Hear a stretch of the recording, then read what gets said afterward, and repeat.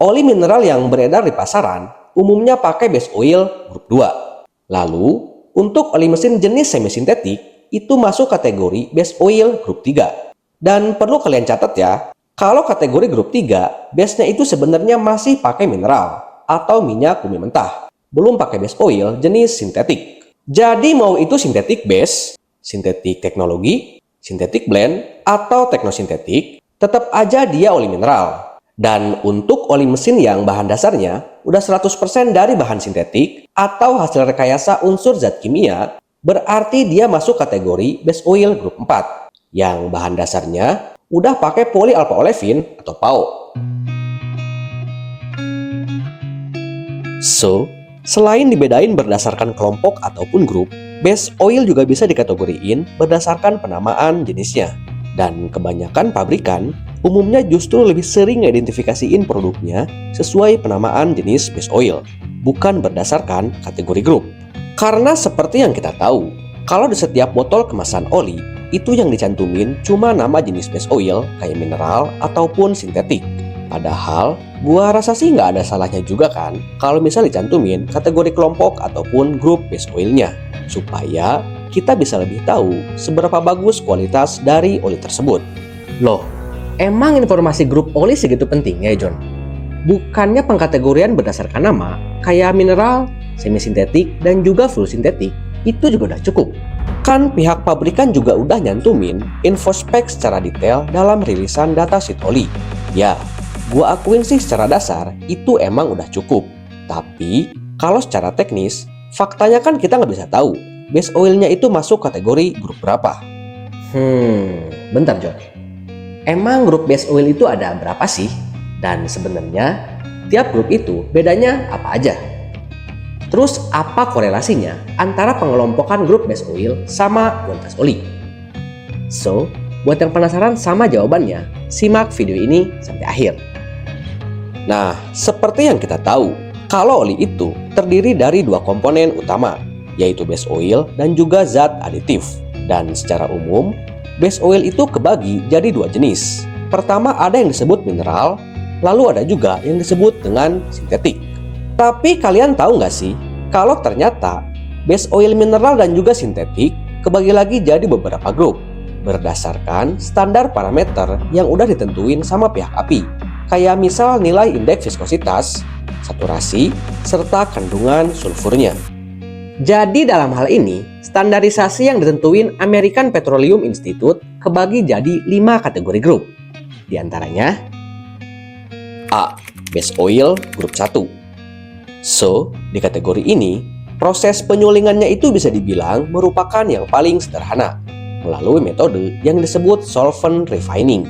Jadi dalam prosesnya, metode ini mampu menghasilkan base oil dengan tingkat saturasi kurang dari 90%.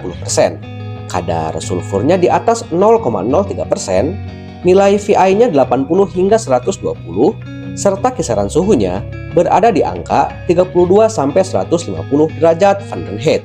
Nah, karena proses pemurniannya merupakan yang paling sederhana, jadi untuk hasilnya pun dia nggak sampai sebagus ataupun sejernih base oil grup lainnya.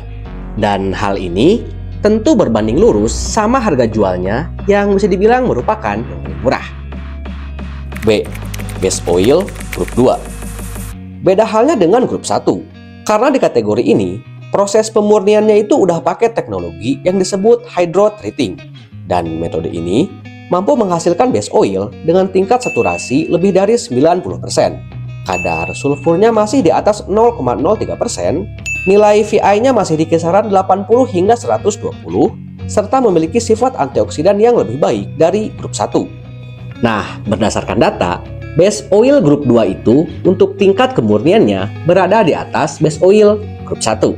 Lalu, secara umum juga base oil ini merupakan yang paling banyak dipakai buat pelumas kendaraan bermotor.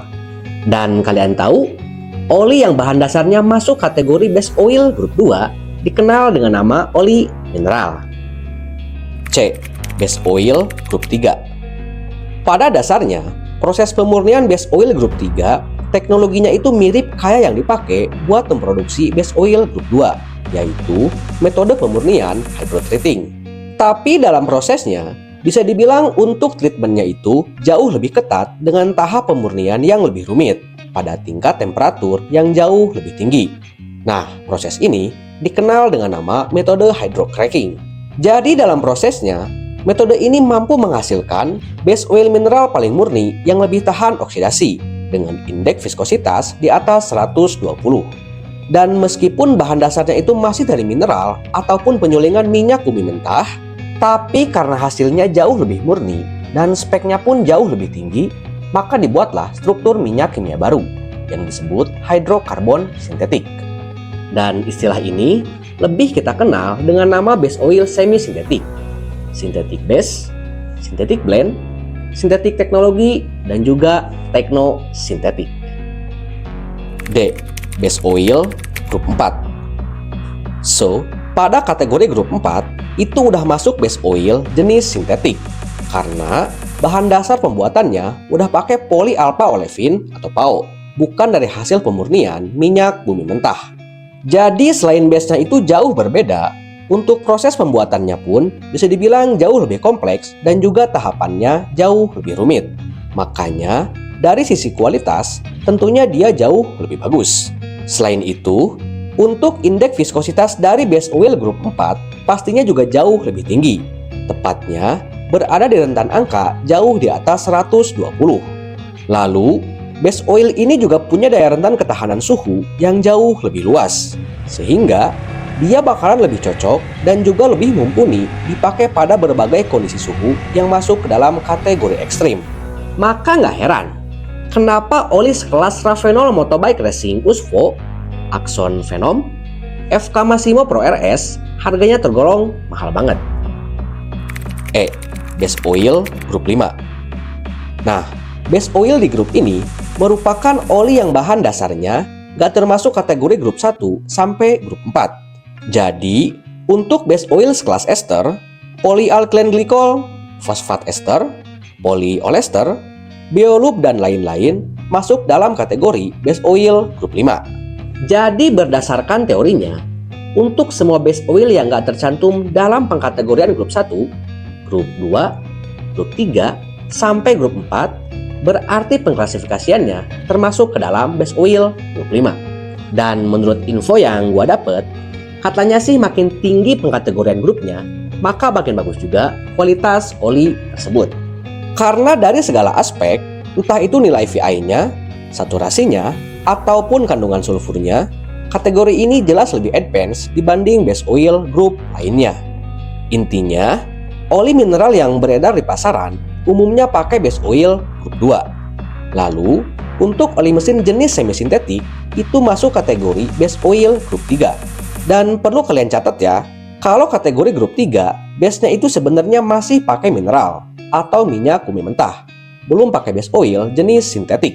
Jadi mau itu sintetik base, sintetik teknologi, sintetik blend, atau teknosintetik, tetap aja dia oli mineral, dan kualitasnya pun nggak bakal bisa sebagus oli sintetik. Dan untuk oli mesin yang bahan dasarnya udah 100% dari bahan sintetik atau hasil rekayasa unsur zat kimia, berarti dia masuk kategori base oil grup 4 yang bahan dasarnya udah pakai polyalpha olefin atau PAO. Sedangkan untuk base oil yang bahan dasar pembuatannya dari zat kimia sekelas polyalkylene glycol, fosfat ester, polyolester, biolub, dan lain-lain masuk kategori base oil grup 5. So, gimana menurut kalian tentang pembahasan kali ini? Kalau misal ada pemaparan yang dirasa keliru, tolong dikoreksi ya. Dan thanks sudah nonton video gue sampai akhir. Jangan lupa, tunggu video gue selanjutnya. Thank you for watching and see you to the next video.